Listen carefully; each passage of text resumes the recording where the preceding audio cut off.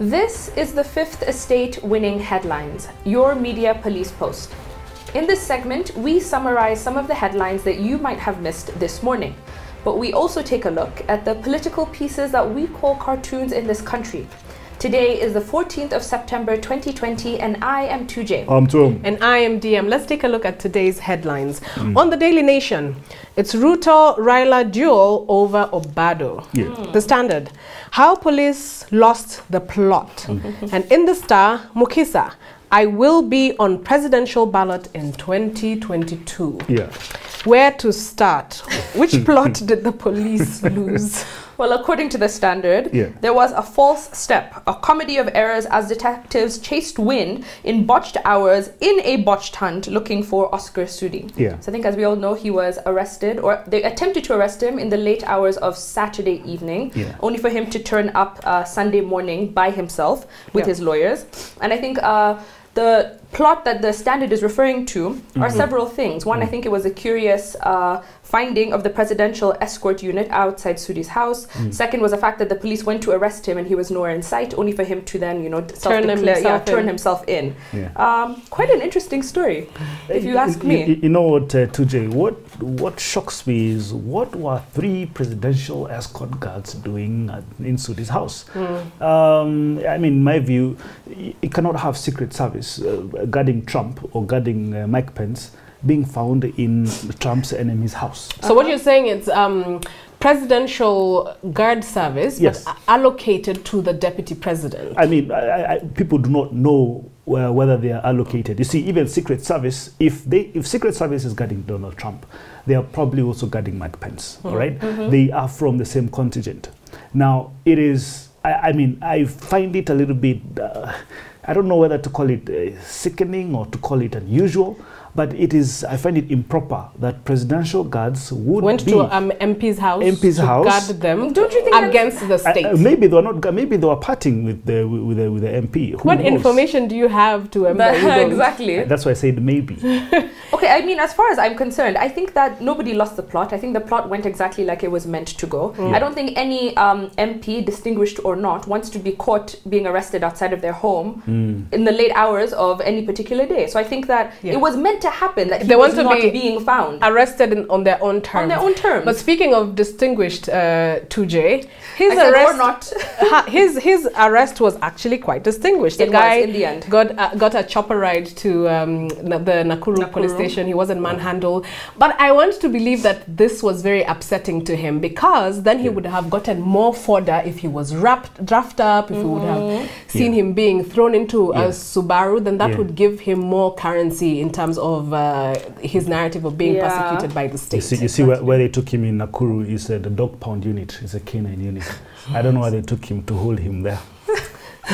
We have a 3-bar criteria that we use to analyze the headlines for you. We ask, is it topical or speculative? Is it repetitive or groundbreaking? And finally, is the headline effective or just plain lazy? I think we'll just pack that one for the meantime. I think it's a great headline. It catches the eye. Yes, absolutely. You'd want to read all about it. In the Daily Nation, it's all about Ruto and Raila and their fight that they have apparently over Obado. So as we already know, the Migori governor, Okoth Obado, is due for an impeachment process. Now this has presented a new battleground for Raila Odinga. And Raila Odinga, because South Nyanza, where Migori is, has been quintessentially an ODM zone or stronghold. But it is also a well-known fact that Governor Obado is an ally or a close ally of the deputy president. We saw him campaigning for him in 2017. So this impeachment process is going to be, I think, a rerun of the Kibra by-elections, because the MPs are predominantly ODM and so would be aligned to the party, or would want to be aligned to the party, but then they'll also be torn between keeping the governor, for those who want to, or towing the party line. So we are going to see how it goes. But then also the Daily Nation is telling us that historically, Migori has presented a lot of ODM failings. Yes. In 2013, Obado himself, of course, he won on an independent ticket, not on ODM. And then in 2017, there was also a famous case of Ochila Ayako, who was obviously Raila's choice, not making the candidature for the ODM ticket. DM, you said Obado and Ruto are allies, correct? Yes, I did. Birds of a feather. Exactly, flock together. But I think that if the recent history of this year is anything to go by, whenever Ruto says he has the numbers to get something done, never happens. I think we saw that in the Waititu impeachment, and this is perhaps how the Obado impeachment is going to go, and the Kibra by-election, as I mentioned. Parliament, all of that. So also another interesting headline, the Star. We are in 2022. Yes, Mukisa, I will be on the presidential ballot in 2022. Now, Mukisa Kitui, former trade minister and current UMTAD boss, has said that he will be a candidate in 2022, and I say a fantastic idea, and that is because we as Kenyans, and I take part of the blame, are guilty of choosing very mediocre people. I mean, the current governor of Nairobi, for example, and other governors that we know about. I don't know how they got to those seats, and largely the problem is not with them, the problem is with us.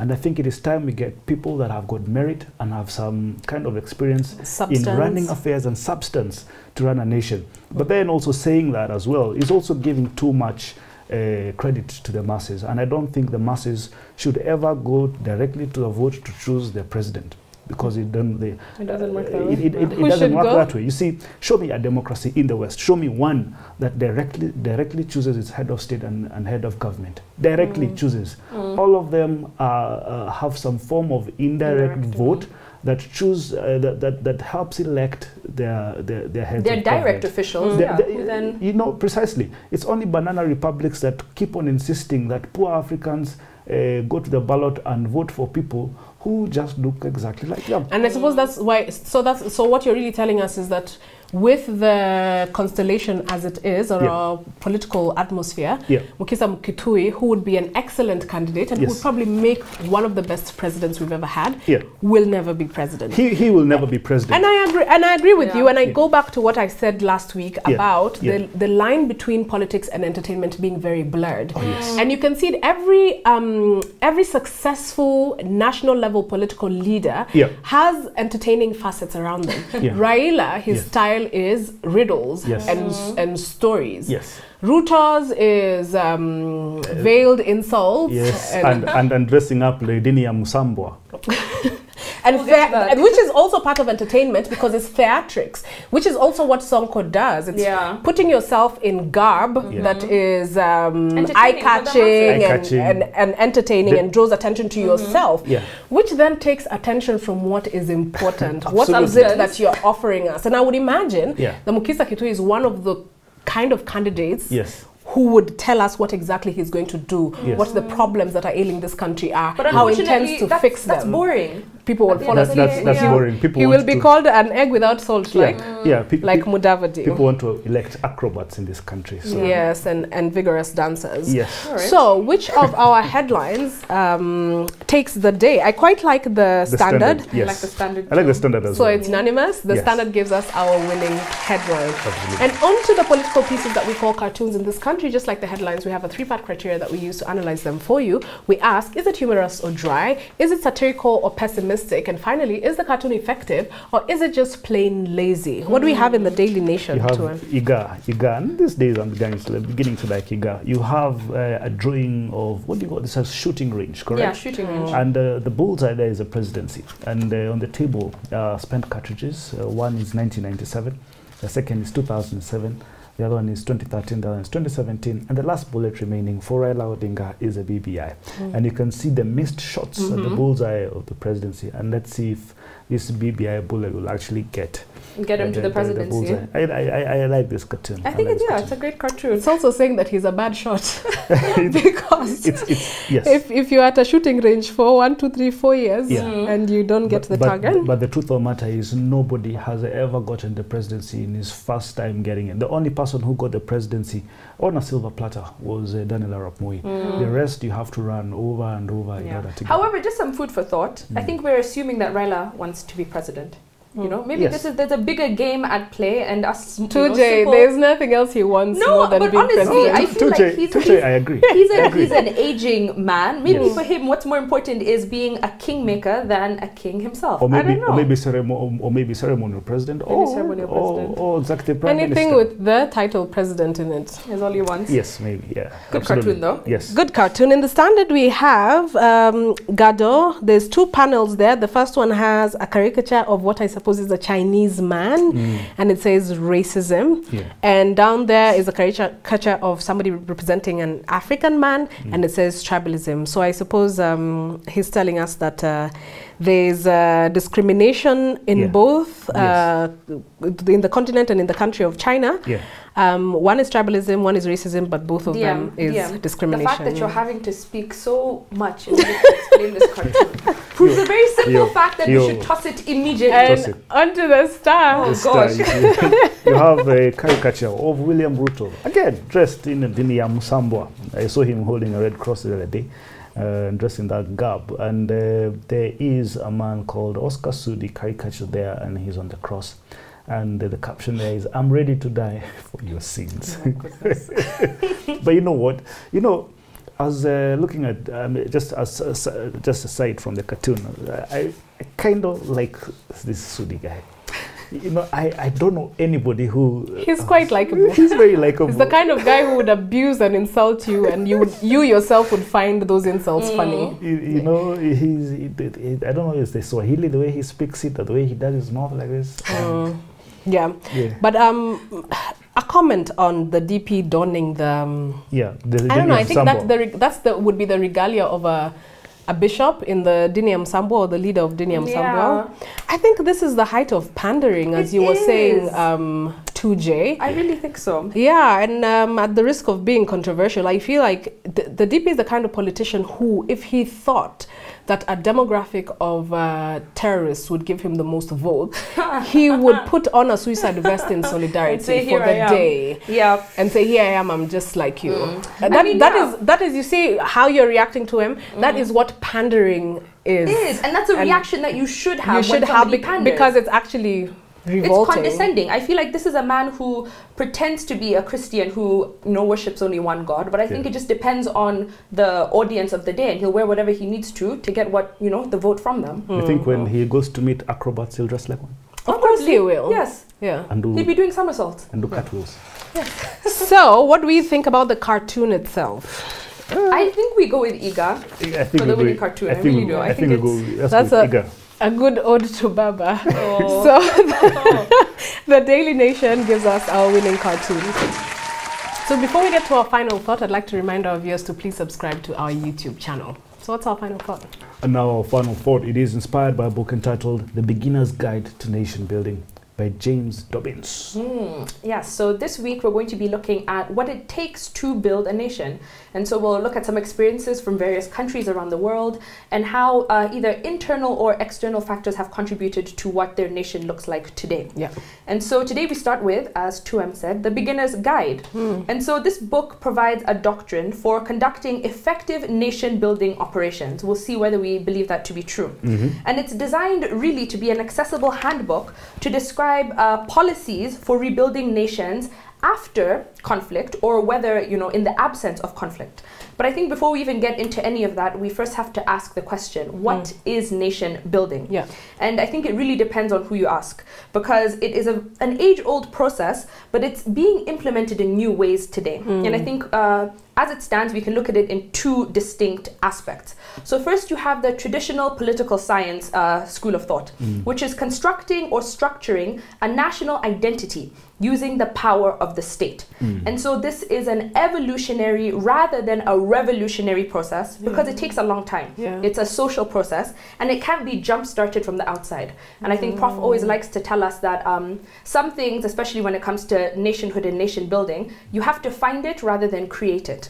And so the second, more modern one that came after World War II is state building being implemented by external factors. And in the book, Dobbin defines nation building as the use of armed force in the aftermath of a conflict to underpin an enduring transition to democracy. Basically, he's talking about military action to help the transition to democracy. And of course, this being an American book, the irony of military force to get stuff done does not, you know, I'm not lost on it. And so this definition is very different to what we've traditionally seen because, you know, nation building should be the jurisdiction and the imperative of the people in that country. But this definition really centers around a democratic process being given to you or imposed on you by external forces.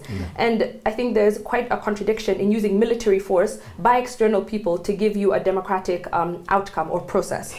And so this book is premised on the following, that after the end of the Cold War, the United States, NATO, the UN, and other NGOs became very involved in the nation-building process of other countries. And the use of military was the prime vehicle that they used to reach that objective. And according to the author, he says, nation building involves the use of armed force as part of a broader effort to promote political and economic reforms, with the objective of transforming a society emerging from conflict into one at peace with itself and its neighbors. And so in the book, they look at a few of those elements ranging from military, police, rule of law, humanitarian relief, economic stabilization, and so on and so forth. But I think the first question we have to ask is whose job is it to initiate nation building? The country itself or other people who have, in my opinion, no business getting involved? Absolutely. That's the answer. That is the answer, I guess. And so I think if you just look at the historic failures of international efforts to create stable states, just by looking at a few scenarios, the US has been involved in the nation building operations of Iraq, Haiti, Afghanistan, Germany, and Somalia. The UK has been involved in the nation building of many of its former colonial states. The United Nations has been involved in the nation building of Congo, Iraq, Cambodia, Sierra Leone, Mozambique. I think just looking at all of those countries and how they turned out. And how they've turned out. Was the nation building successful when it came from the outside in? I think the answer is a resounding no. Good point. And I actually think maybe Uhuru Kenyatta has been reading this book and taken the part of the military. And why do I say this? He says that the military is most important in civil action. And allow me to read the following. He says, as Mao Zedong argued, the richest source of power to wage war lies in the masses of the people. Right? If spoilers, read RUTO, are able to separate the population from the government and acquire its active support, they increase the likelihood of an insurgency. Tell me, is this not what we are seeing? But then again, there is a fix. And herein lies the fix.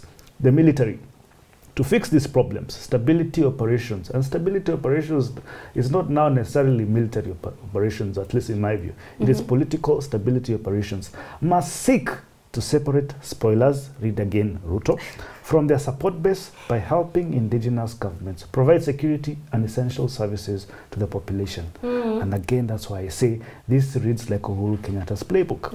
Get rid of the political baggage, the sensational governors and rebellious deputies, and get the military to fix things for you. And this is what he says again. So this often means that military forces become involved in building indigenous government, offering government basic services, rebuilding schools, painting and restoring government buildings, and also building of hospitals. Now, what are we seeing with Uhuru Kenyatta right now? Sounds a little bit like Nairobi. He has chosen an MS to clean up the entire Nairobi, recapitol Nairobi, build 18,000, fix 18,000 streetlights, build 24 hospitals in just 100 days. He has used the military to refurbish a railway line from Thika to Nanyuki. He has used the same military to refurbish from a railway from Nakuru to Kisumu, something that would have cost the Chinese 220 billion shillings is done to 3.8 billion shillings. Look, if these guys can fix this thing in a very short time, do it with so much efficiency, why do you need the governors? Why do you need the elected officials? It means it works, and therefore I think he's doing the right thing. I think you and Jem should write a Vision 2050 document that is militarized. Any day, anytime. You know, as 2J was saying, the best kind of nation building, or how nation building should be, is evolutionary. not revolutionary, because all the examples that we have seen in history that are revolutionary, meaning that they were created or engineered or schemed, never end up well, or don't go well. And so reading this book with that lens in mind, it was a very annoying read because everything then looks very deceptive and it looks very patronizing, and every chapter is disingenuous, but the most disingenuous one is the one about humanitarian relief. Because that is patronizing. That is patronizing help.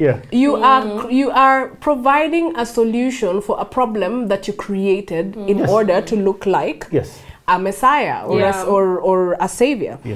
So anyway, so the humanitarian chapter, in the humanitarian chapter of the book, Dobbins writes about what is required to be done when there is a post-conflict country or a country that is actually in continuous conflict, but then humanitarian support is required. And he says that the humanitarian component of stability operations involves preventing large-scale loss of life, which already has been created by the conflict. And by providing emergency food, shelter, clothing, medical services, etc.